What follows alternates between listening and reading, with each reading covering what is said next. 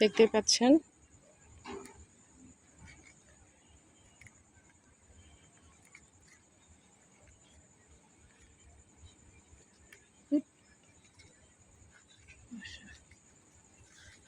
ওই দাগন দেখা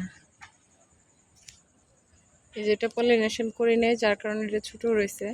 তো দেখি লাস্ট এটা কীরকম হয়।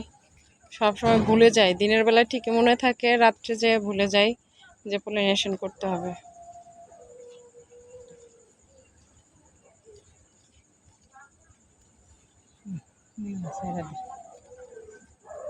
ছেড়ে দিলাম।